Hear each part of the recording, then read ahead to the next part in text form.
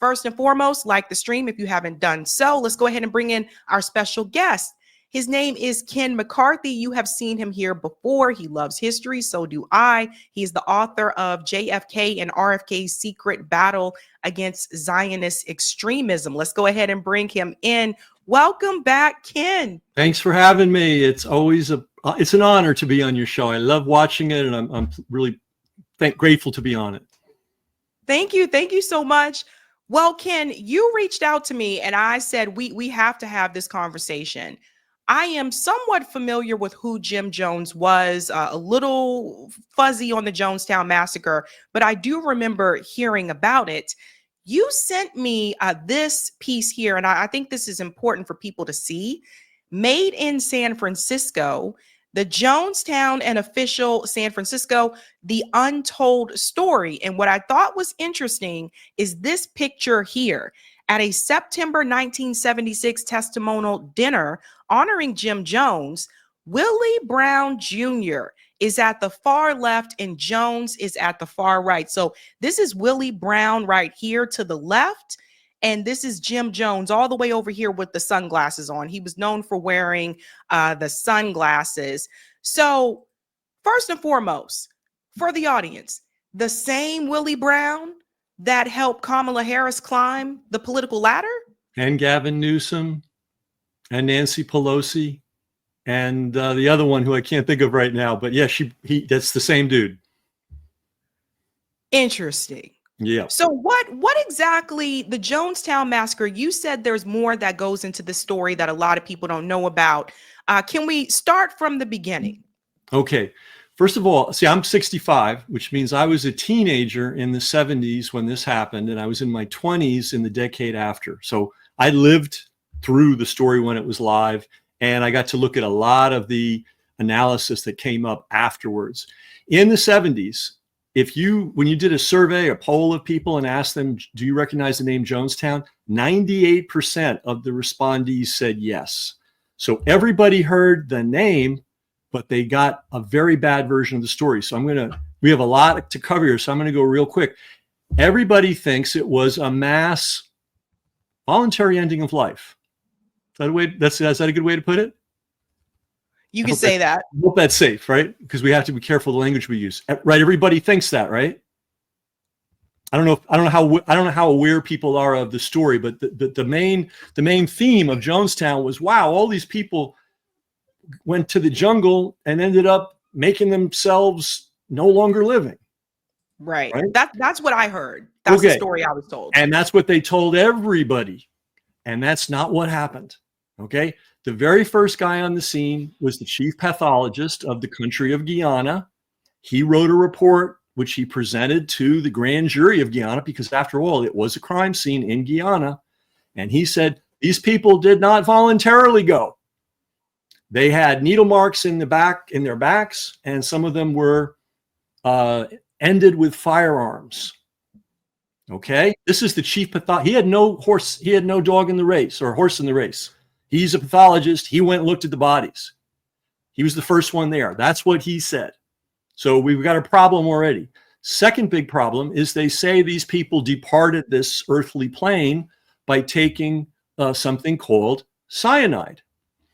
Well, the way that particular drug takes you out is really unpleasant. It basically interrupts the transport of oxygen in your body, and you don't go peacefully. You're all contorted. And if you look at the pictures, which are available on the internet, those people were laid down in rows and nobody was contorted at all. Then the US military came down. And the first thing they did was remove the IDs from every single body. Some of the IDs included medical-like bracelets. And those are visible in the original pictures of people that were no longer living. So they did everything they could to obscure who was there, and they wanted to make these medical ID bracelets go away. Then they packed the bodies, multiple bodies, to a box, let them sit in the sun for a couple of days. And we're talking about the tropics. You can imagine what happened. And then they sent them to Dover Air Force Base in New Jersey, at which point the equivalent in New Jersey of chief pathologist said, we got to see these bodies because they're in our state. Right? That's my job. I'm supposed to look. And the military said, you can't see them. So they basically let these bodies turn to, just decay. And that made sure that what was in their system was undetectable. They didn't even try to look. They just said, it looks like the cover story's true. They actually chose to do this. They, this and that and so on and so forth. The chief pathologist in Guyana who testified in front of the court down there, the grand jury, did not believe that. And the pathologist in New Jersey did not sign off on it. So this is a big problem. So now if we think logistics, how did about 900 to 1,000 people end up in the jungle in Guyana at all? I mean, that's kind of crazy. And you should know there were two tiers of people down there. There were the people who were not allowed to they were not allowed to leave the compound, and they were pretty much put to work 12, 14, 16 hours a day. They were fed iron rations, hardly anything. They were brutalized if they had anything to say about how they didn't like they were being treated. And then there was another group that kind of ran things, and they came and went and did whatever they wanted. And it was so apartheided that the local people in that region thought it was a compound of white people, because that's the only people they ever saw come to town. 90% of the people there were black people. And in Jonestown? Oh, hell, oh my God, yeah. That's the fundamental story. Yeah. But why would I know. I'm just thinking to myself, like, why would we don't normally, black people don't usually join cults. I'm just saying, like, not trying to be funny. Well, yeah, careful. We'll talk about that a little bit. In fact, if I may take a little diversion, but it will kind of reinforce what I'm saying here. What's the significance of today, which happens to be June 8th? I'm not putting you on the spot. I'm asking this to everybody who's listening. Today is the anniversary of the USS Liberty that was strafed and bombed by the Israelis in the Mediterranean Sea. This is the anniversary today. I want to ask everybody watching this, have you seen a word about this? Mainstream or alternative news? Nothing. Let's go even deeper. What was June 5th, everybody? And I'm not putting anybody on the spot, but this is my thing. This is what I'm into. That's why I know. June 5th was the anniversary of the assassination of Robert Kennedy Sr. June 5th, just a couple of days ago. Did you see anything in the news? Did the mainstream talk about it? Did I called them the $1 Million Podcasters, did they talk about it? Zero. Now think about it. JFK's name is in the news a lot because of his son. We've just spent 3 months, 4 months, 5 months, 6 months, whatever it is, hearing about these secret files that are going to come out. So he's been in the news twice. The thing people need to know about RFK, he was the point at the end of the spear in his brother's battle against what we call the deep state, the mafia, the CIA, and all that. And he paid the ultimate price for it. And his assassination was just 3 days ago, anniversary, and total silence. Now, let me give you another one, and this might blow a lot of people's minds. And this is obscure, but it shouldn't be. June 30th is coming up. What happened on June 30th? And I'm going to guess at least 99 out of 100 listeners to this or any show have no idea. Maybe 1 out of 1,000 knows. Alberta King, Martin Luther King's mother, was murdered in a church by a gunman on June 30th. How many people knew that his mother was killed? This was after he was killed, a couple of years later. And full circle, and you're talking about cults, he was killed by a young black man who was part of a cult.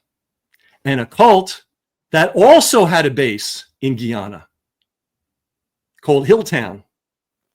This is history, guys. And so let's go deeper into what the heck was going on down there in Jonestown. One thing, they had a ton of psychoactive drugs. I think they found 15,000 doses of Thorazine. Now, Thorazine is like zombie drugs. It'll just knock you right out. And they had all kinds of drugs. So that's kind of weird. But let's talk about Jim Jones's life. So he grew up in Indiana. He became, I don't know, kind of like a crazy, one of these preachers that, fire and brimstone and, healing people. He'd palm a chicken liver in his hand and put it on you and pull it out. And he said, this is how he lived, right? This is how he made his living. His landlady said he was a gangster with a Bible. That's how she described him. He had a friend named Dan Mitrone in the same little town in Indiana, who was chief of police, and they were best buddies. And this is probably how Jones didn't go to jail for all the chicanery that he was involved in Indiana. Now, Mitrone, I'm not sure how you pronounce it, gets sent to Brazil. He gets hooked up, believe it or not, with the CIA, something called the International Association of Police. And basically it was a way for the CIA to train police departments in other countries we wanted to suppress dissent in. We would train the cops. And he became somehow, I don't know how, but he became a big deal in that. And he went to Brazil. Guess who also went to Brazil at the very same time? Jim Jones. He lived in a huge house. The embassy would deliver food, drive him around, take care of him. He lived large in Brazil, while his friend Dan Mitrone was also stationed in Brazil on behalf of the CIA. What's going on with this Jim Jones guy, right? Then he comes back with a pile of money. Somehow he made a pile of money in Brazil. I don't know how he did that. And he bought a compound in Ukiah, California. And it had guard towers, it had barbed wire, it had all kinds of things. And he was taking care of people, elderly people, children with disabilities, people that, society unfortunately does not take care of properly. And the business was, we'll take care of them for you. Just give us all their benefits. And so he built up quite a big enterprise doing that in Ukiah, California. He was very friendly with the local police, and he made sure that his inner circle members had jobs at the police dispatch. Okay. Very good job to have if you're trying to keep a lid on things. Someone calls in with a problem and it's your people answering the phone, and suddenly this problem's not a problem anymore. It doesn't get passed on. All right, now we're honing in on San Francisco. So he decides, I'm going to move to San Francisco now. Now, and the reason I called you or reached out to you via email is this is related to the topic that you were talking about, which was the destruction of Black neighborhoods in America. Okay. And, it's a multi-layered thing, and by the way, I got to ask this question too, for the audience. When did slavery end? Like everybody says, the Emancipation Proclamation and, the amendment and, slavery did not end in this country effectively until World War II. Yeah. And, this, right? Yeah, I was just going to add, it's one of those things like when we talk about when the schools were integrated as well, too. Like a lot of people say, integration, Plessy versus Ferguson was struck down. And then, because of Brown versus Board of Education. But a lot of people, from my experience, were not aware that even after that ruling, it still took years before some schools were like integrated, before it was pushed in place in certain places. Yeah. And the way they did this in the bad old South was they had all these laws on vagrancy, loitering, being without visible means of support. So in certain places in the South, if you were a Black man and you were walking around during work hours, you would be pulled over by the sheriff and he'd ask where you were employed. And if you couldn't tell where you were employed, because maybe you were in between jobs or something, you went to jail on a vagrancy charge. And, a lot of guys didn't get out, and they would, they'd recharge them. They'd charge them for misbehavior while they were under imprisonment. And a lot of them ended up working in the coal mines in the Birmingham area in Alabama under essentially slave-like conditions. They were imprisoned. They were working for nothing. And so when World War II came around, and this is all going to fit together, I promise. When World War II came around, FDR said, wow, first of all, this is serious. We need every man on deck. So we and two, we can't have this loose thread hanging here because, the other side is going to point out that we're still enslaving people. And so and technically still do with prisons because technically because of the 13th Amendment. Yeah. Yeah. Yeah. But this didn't even have the thread of a justification. This is, you're just a free man and you have done nothing. And next thing you know, off you go and your family may never see you again, So after the war, right, everybody comes back and it's like, hey, we're free, the veterans benefits, great. Low mortgages, great for certain places, for new housing and education. So luckily, a lot of people were able to take care of those, to take advantage of those educational benefits. I know I'm from the music world, and you'd be surprised how many great jazz musicians got to go to conservatory because when they got out of World War II, they had the VA benefits, and they were able to get a conservative. And this is a Latin guy, but Tito Puente, the great Tito Puente, I think everybody knows who he is. He got to go to Juilliard because he had served in the Navy. But there were so that was open in the North, right? But what wasn't open was buying new housing. And you know this, but I just want to make sure we got to cover everything because it leads to Jonestown, I promise. So there were all these, covenants, right? Well, this neighborhood, this development has a covenant. You have the right to a mortgage, but not here. But the other thing is all the unionized labor that built all those houses, right? Black people weren't given entry to the unions either. So they lost out on the nice union pay where you could be a young man, learn a trade, and get better and better and better and better over time. They also lost out on being able to buy houses. So where did they go? They went back home to the neighborhoods that were overcrowded because everyone else was expanding out. These neighborhoods couldn't expand. Well, every community depends on financing to develop itself, to develop its real estate. There's no exception. No one has the cash for a house or the cash to develop a whole community. There's always financing. So they redlined, right? So this is all that. In spite of all that, there were thriving Black communities, thriving Black, commercial zones. And one of them, now we're getting to San Francisco, was San Francisco. It was called, a lot of places out west were called the Harlem of the West, but San Francisco was called the Harlem of the West. And so what happened is, World War II came. World War II really played a lot of role in this, and Willie Brown's involved, so it's going to tie together, I promise. World War II came around. They took all the Japanese people away at bayonet point and put them in camps, and there was all this empty property, and there was a lot of need for people to work in the shipyards and work in the munitions factories during World War II. So a ton of people came in from Texas and Louisiana, and they all flooded into what's called they call it Western Addition. That's the formal name, but it's also called the Fillmore.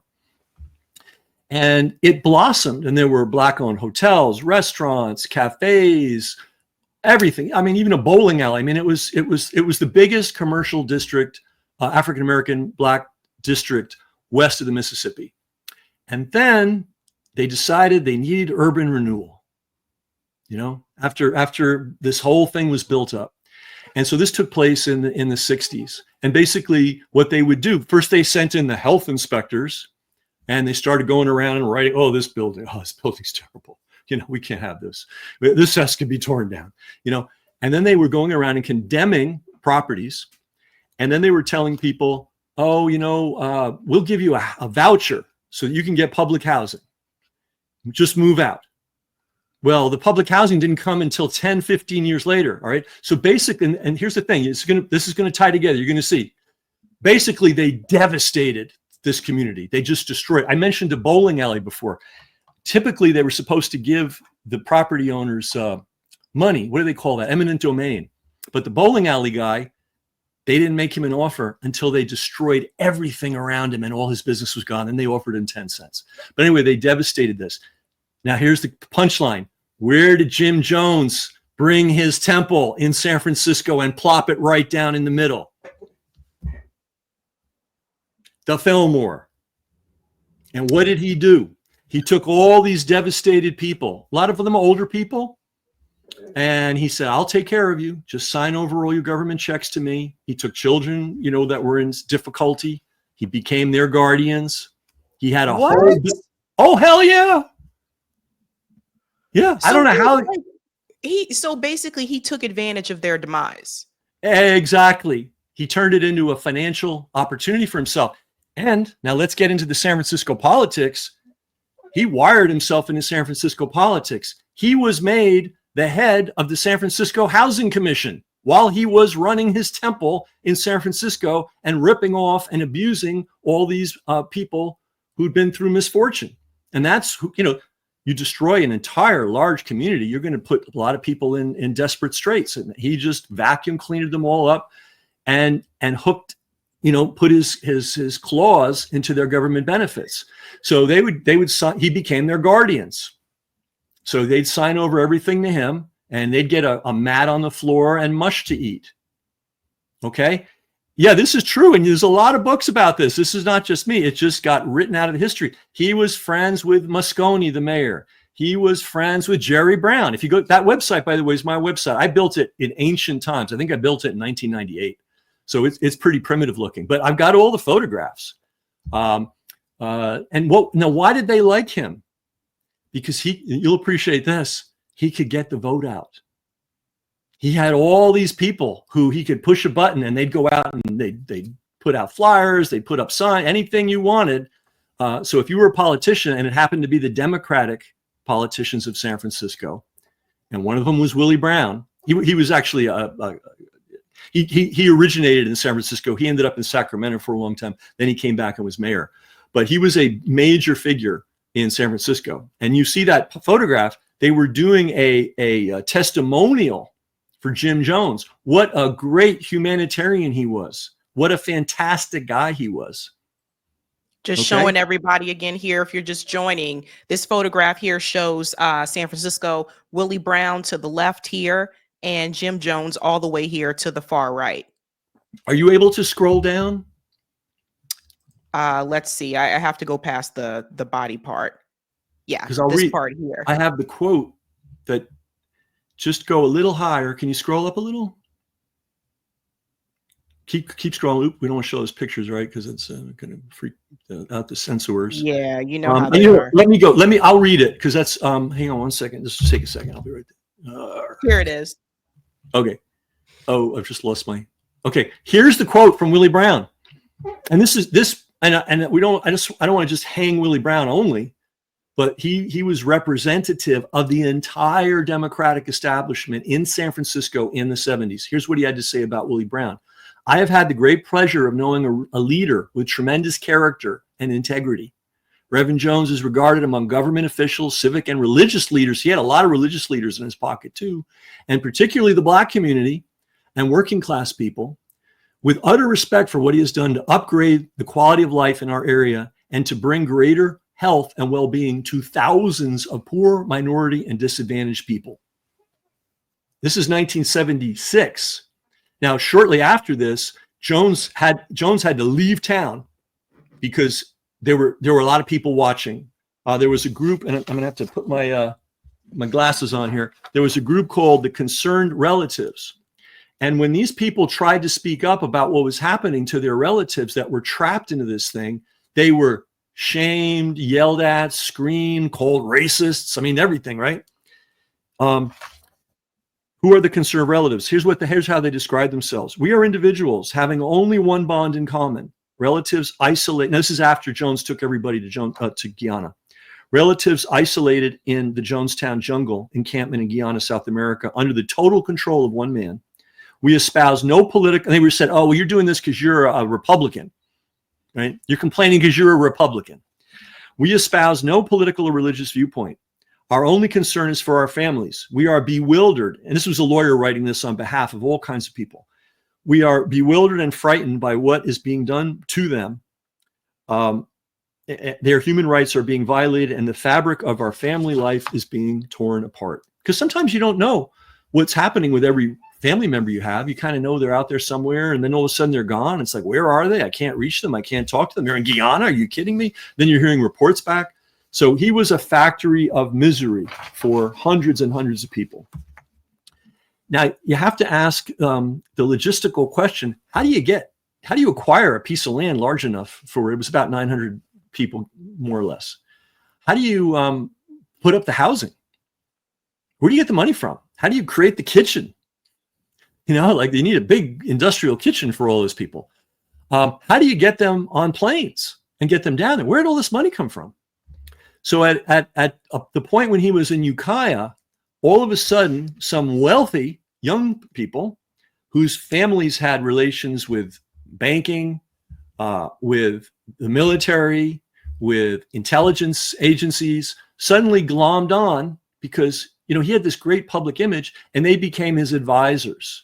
And they handled a lot of that, because there's a lot of bookkeeping and paperwork and stuff involved in running an organization that big. And they took care of everything for him. Those were the people that were allowed to travel from the encampment or the camp down in Guyana to the city and back and forth. Those were the guys who conveniently were not there when everybody went to another plane. They happened to be out of the camp that day. I mean, it's so sinister. So now here's the other terrible thing. 287 of those who, did not persist on this earthly plane were children. Okay, and it was the same deal. Families get in trouble. They can't take care of their children. Things are not good. All right, so the government agencies get involved, and of course Jones had implanted himself. By being a member of the Housing Commission, he was privy to everything that was going on. He knew the people that were running the welfare department. He knew the whole scene. He knew everybody that was in trouble. And they were very happy to sign people over to him because he was the good old Jim Jones. You follow? I mean, this is, and again, Democratic Party of San Francisco made all this possible. So here's a people were, because this sort of just happened, and like, the people in the federal government were not really sure. Some people weren't sure. I'm sure there were elements of the federal government. In fact, I'll tell you about a weird story in a second. So somebody who's down in the down there in Guyana sent this cable to the State Department. He went down to try to figure out what was going on, and he said, frankly, entire situation seems strange. This cable is on the website. Seems strange. Since children, for the most part, have only been in Guyana not more than 4 months, somebody had to apply for passports for them and allow them to travel. A separate question pertains to the children who have been awarded to Jones and other members of the People's Temple by the state of California. Presumably, courts there have agreed to their removal from state jurisdiction. I mean, think about this. They didn't just leave the county. They didn't just leave the state. They left the country. Yeah. And nobody seemed to know how they got down there. So everybody, so let's take this full circle. Everybody's heard of Jonestown. Nobody's heard of this part of it unless you're, like a scholar of the subject and have really dug deep into it. Yeah. So going to Alberta King, she was murdered by a cult member who their belief was that that Black people, the true Israelis, and everybody else, who's espousing Christianity is actually the devil. And this thing had a big following. In fact, there was a place in Guyana, just in this relative same vicinity as Jonestown, called Hilltown. And they had 5,000 people. And it was a mix of Black Americans and Guyanese people. And that guy was from Cleveland. The guy that was running that was from Cleveland. And this fellow here who shot Mrs. King, he was affiliated with this sort of mind virus.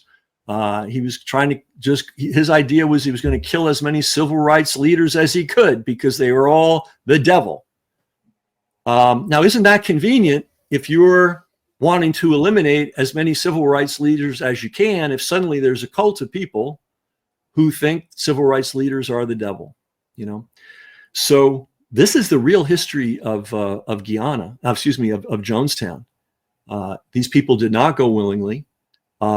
Most of them were under, and that, by the way, there was a congressman, Leo Ryan, the only congressman in American history to have died in the line of duty. He had heard all this stuff. He was worried. He went down there. Look, by the way, probably people are listening to this going, this man's crazy. This thing can't possibly have happened, right? Look up Leo Ryan. He went down to check it out. He got murdered in the airport, right on the tarmac. What And would be nobody, the what was the purpose of this though? What would be the point of Jim Jones doing this? well, I think they were experimenting. They were experimenting with how can we remove black people from the United States? How can we play around with various psychoactive drugs and keep people under our thumb? And I think Jim Jones, now remember, he and this is really important connection. He and Dan Mitrone from Indiana were best buddies back in Indiana. Mitrone ended up going from chief of police of the town he was in to a CIA guy. His level, his expertise. By the way, there's a movie about this in a book called State of Siege. State of Siege. You can, by the way, very suppressed movie. Good luck trying to find it, but look it up. They can't hide it entirely. You can at least find the title of it. And basically what Dan Mitrone did was he went around and taught police departments in South American countries, Brazil, Uruguay, how to torture people. That was his job. And he was under like some cover of, oh, I'm really teaching people traffic control. I mean, it was insane. And the reason we know what he was doing is in Uruguay, he got kidnapped by the other side and they got him to confess. And basically the CIA was working with countries all over South America, teaching their police to, one thing they were teaching them was torture. Another thing they were teaching was to create incidents, right, to justify further repression. So while they were repressing people in this country, they were also actively helping other countries develop the instruments of repression in their countries too. And Jim Jones and Dan Mitrone just happened to be buddies. And the real thread that was left hanging loose is they both went to Brazil at the same time. Somehow this quack fake preacher ended up living in a mansion in Brazil, being taken care of by the U.S. Embassy at the very same time his buddy Dan Mitrone was down there teaching the Brazilians how to torture people. So that shows that it's possible, looks like, if it walks like a duck, quacks like a duck, maybe it was a duck. And maybe he was being used because he had a talent. He had a talent for gathering people around him. He had a talent for, group hypnosis, like, I don't know if people are aware of what that is, but, you spend enough time listening to somebody pounding away day after day after day. And if you're not entirely strong, or even if you are, you might just fall under his sway. So they found a talented guy and they backed him. And I think what they wanted to find out is how effective could we be at pulling in people and keeping them under control using drugs, because there were a ton of drugs down in Jonestown. I mentioned before, I think 14,000 doses of Thorazine. There were only 900 people down there. What do they need 14,000 doses of Thorazine for? And remember, a lot of the people had medical bracelets around their wrists, which were cut off by the U.S. military, who also removed their IDs, and their bodies were left to do what bodies do in the heat. And then they were thrown multiple bodies into individual boxes, shipped back to Dover. And then a bunch of really bad pathologists who didn't know what the hell they were doing came up with they died. Meanwhile, remember, go ahead. Well, Sorry. I was gonna say, I always wondered. I remember Waco, and I don't know if everybody remembers Waco, but I remember asking myself then, and I was younger, but asking myself then, like, why would anybody do? Why do people join these things, right? Like, why are you following this person? Like, David Koresh, I believe that was his name. Yeah, I was correct. thinking to myself, like, what parent would poison their own child? Like, you don't even know this guy. Like, why would you do this? Like, why would people do this? And so, I always had questions about Waco as well. And even when I look at these pictures, back at Jim Jones here, it's just, again, like, I didn't know as much about this. I had heard about, a little bit about the Jonestown massacre, but I always wonder, like, why do people just so willingly believe this one person that, like, they're willing to go to the extent to follow them? I never really understood that. A lot of bad stuff happens under the name of religion, and thankfully, I think most ministers and priests are decent people. Well, I mean, let's look at priests, at Catholic priests, in Boston, and the rest of the country. How did that happen? How on earth could that have gone on all over the country for decades and been covered up? Right. So sometimes really bad stuff. When people are seeking spiritual connection and community connection and some kind of stability in their life, especially if they're going through hard times, they are extremely vulnerable. Right. And if someone, they don't start, I'm sure it didn't start out, hey, I'm going to bring you to the jungle and work you to death. It started out, hey, we're all together. We're a community. It's us against them. That was a big theme in everything that Jones did. He was the good guy, and he was going to help everybody in this corrupt world, And but then he started. Yeah, go ahead. But basically, Willie Brown and the San Francisco Democratic Party basically co-signed this. Absolutely.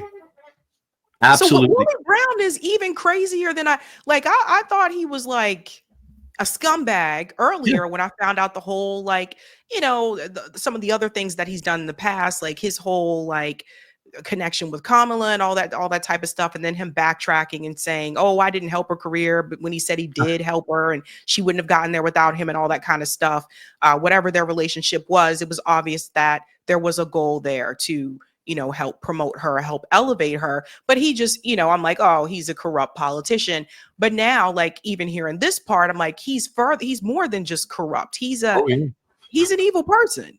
Oh yeah. And a lot of the bogus, woke, progressive nonsense, the bad stuff, kind of originated in San Francisco with him. He was the master of it. And I'll give you an example. There's another website that I built back then about an election fraud that happened in San Francisco in 1997. And basically, the deal was in San Francisco, they have propositions. So the citizens are able to vote in a city on particular big deals. You don't leave everything up to the mayor. And this was a proposition to give the DiBartolo family, who owned the 49ers, basically $250 million free. Just give it to them. No obligation, no nothing, no give back to the community. Just give them money so that they can renovate Candlestick Park. Now, if you give them $250 million, well, the citizens have to pay interest on that. So it ends up being $500 million. So San Francisco, a lot of people, believe it or not, there's a lot of neighborhoods, the Richmond District, Bayview Hunters Point, where people own their own houses. It seems like a big city, and when you're downtown, it's a city, but there's a lot of private homeowners in San Francisco. And they weren't into giving, they liked the 49ers and everything. They weren't into giving Edward DiBartolo and family a gift of $500 million. And so the polling wasn't going very well, right? It was about, they were going to lose by 10%, right? And so, it's just unbelievable what happened. So it's losing, the way San Francisco votes is it's I forget how many precincts there are, but the closest precinct to the city hall, where the counting gets done, gets counted first. Then the next precinct, then the next, and they announce, hey, precinct 1, here's the vote here. So it was losing. The furthest out precincts are Bayview Hunters Point and Excelsior. Excelsior is largely Asian, and it's literally, it's like 3 families living in a house. Everybody's got 3 jobs. They all just arrived from China. They're working hard to make it because this is their chance, right? They were not interested in giving a free gift to Edward DiBartolo, right? The neighborhood in Bayview Hunters Point is a Black neighborhood, and this was a neighborhood, a community. These were where the Fillmore Western Addition people got pushed to. The ones that were able to survive. They went out to Bayview Hunters Point, which was a super industrial area, lots of toxic waste, shipyards and everything, but they had their own houses. And they weren't into giving Edward DiBartolo money. However, Willie Brown managed to make it a racial issue. He said, oh, this stadium is going to be so good for the Black people of Bayview Hunters Point. Well, I went down there and I talked to the people there, and they were like, well, we're not real happy when there's a game because there's a ton of traffic. We're not happy if they're going to expand the roadways, which was the plan, because eminent domain, again, they already lost their homes once to eminent domain. We're not happy that there's going to be a big mall here because now the traffic's going to be endless. And so it was not true that the community was 100% behind it. However, Willie Brown kept banging the drum. that you're racist. You're talking against this because you hate black people. He was the master of this way back going all the way back to the 60s. So here's the funny or not so funny thing. This thing's losing on every single count. It's a dead dog. Then suddenly everybody's waiting for the ballot boxes from Bayview, Hunters Point, and Excelsior. Those are the ones way out. It's the furthest from City Hall. They disappeared for hours. Where are they? And then they said, oh, it's raining. And that slowed everything down. Are you kidding me? I was there. It wasn't like a monsoon, maybe it was drizzling. Finally, the ballot boxes open up. The ballot boxes arrive. They count them. Wouldn't you know, it's 80 to 90% for the stadium. Wouldn't you know, it took the loser and the proposition won 50.01. You just needed a simple majority. Suddenly it won. And that was considered, that was cool. There was no problem. Now, there was some weird things going on. The guys that transported the ballot boxes happened to be clients of a nonprofit organization. And this nonprofit organization was in the business of rehabilitating people that had been convicted of criminal offenses and imprisoned. Most of them were drug dealers. A lot of them were drug dealers down in Bayview, Hunters Point. They were the ones entrusted with going to the voting booths, taking the boxes, and transporting them to the voting place in City Hall. And these are the boxes that somehow disappeared for hours. And when they finally showed up, it had won. Now, statisticians and people that know math were saying this is what they are reporting happened is mathematically impossible. It's socially impossible because there is no way that those communities voted 80, 90% for this. But immediately the newspapers, it's good, don't look, it's fine, don't think twice. Now, it gets worse. We were doing investigations back then, and there was a lady, and it's on the website. Her name was Dolores Evans, and she was everyone recognizes this person. She's an older lady, and whenever there's trouble, if there's a child that needs a place to sleep for a couple of days, you send them to Dolores's house, and she takes care of everything. Everybody knows these kind of people in communities, right? She was that kind of person. She was also the head of the precinct, the voting precinct.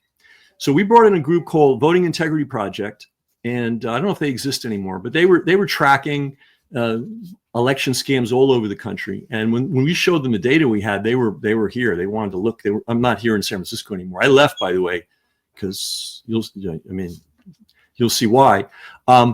So Dolores had agreed to be interviewed by their investigators. And the week that she agreed to be interviewed by their investigators, she and 5 children died in a fire. And they died by smoke inhalation.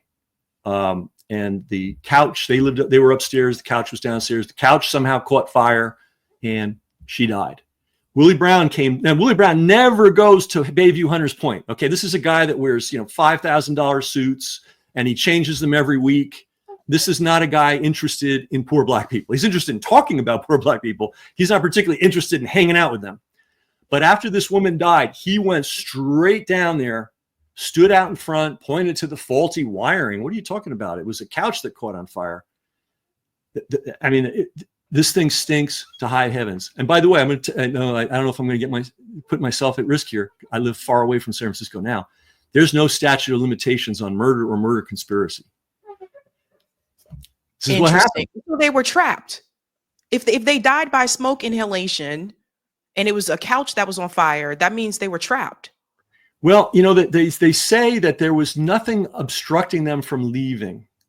It's possible, I really should have looked into this better, but I have a feeling if you're asleep and the smoke comes up there, because smoke inhalation is what kills a lot of people in fires. You don't get out in time. So you may even want to get out. You may get out. Oh my God, the place is, and by the time you get to the door, your lungs are gone. And as soon as your oxygen is gone, you're finished. You can't move. So smoke inhalation can kill people who are not trapped or locked in. So, and I had heard, and this is the one piece of speculation I've never heard. I had to confirm this and I haven't, but that somebody else had died the same way in this housing development.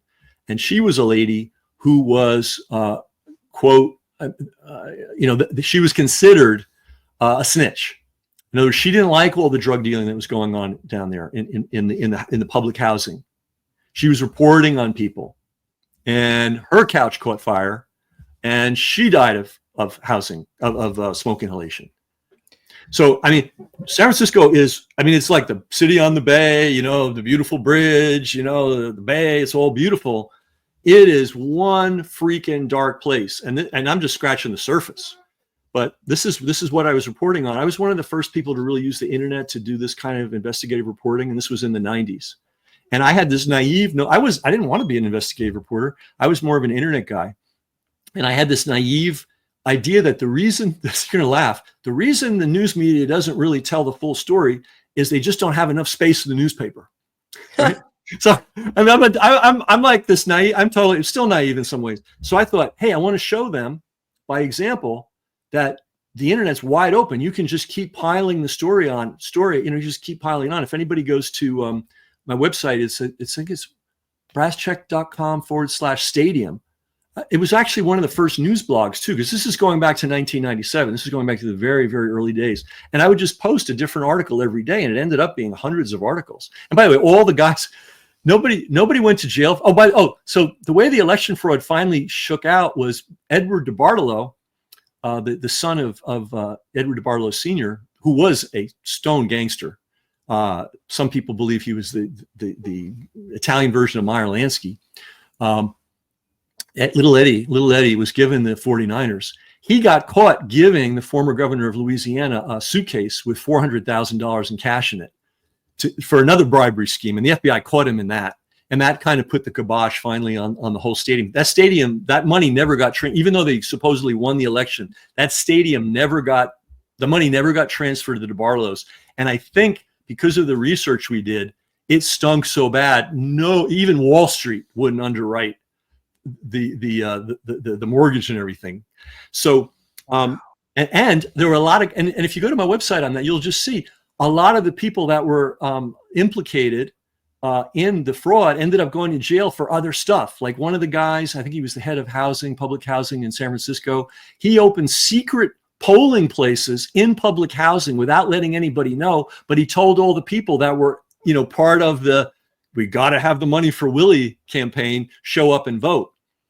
He never got prosecuted for that, but he went to prison for all the fraud he did when he was head of housing in Cleveland, right? And there were a whole bunch of people like that ended up going to jail for other stuff, but nobody ever got prosecuted for the election fraud, and nobody ever looked into this poor woman's death. One more for you. This is crazy, Ken, but there's one more for you here. This is a good question. Thank you, Jay Tolbert. Was Feinstein associated with Jones in any way? I'm assuming they mean Dianne Feinstein. I mean, I know that Willie Brown brought Feinstein into politics. She was a housewife, a wealthy housewife, and he brought them all in. What did Willie do? What didn't? I mean, I will say, like what is that? Sherlock Holmes, right? Sherlock Holmes's nemesis was a guy named Moriarty, and Moriarty somehow was secretly the greatest criminal mastermind of all time, right?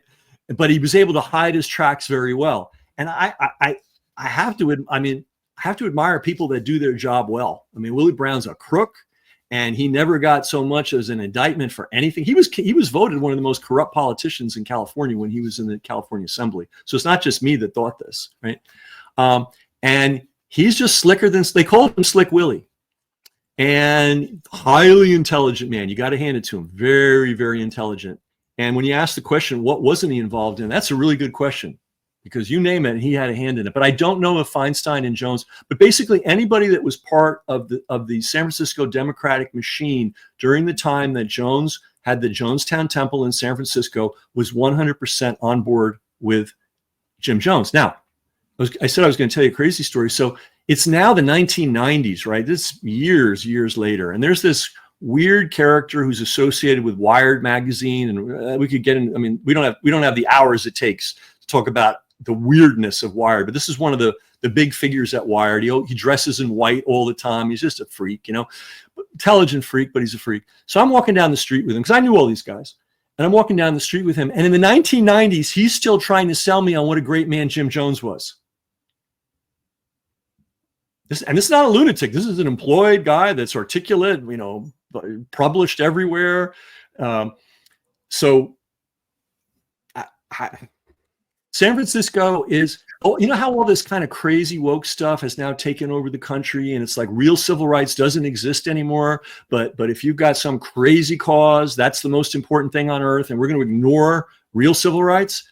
That started in San Francisco, and Willie Brown was the captain of that. He was the expert on that, getting that going. I don't know. There must have been other people in other parts of the country that were good at it, but nobody was as good as him. So anyway, I told you this was going to be deep.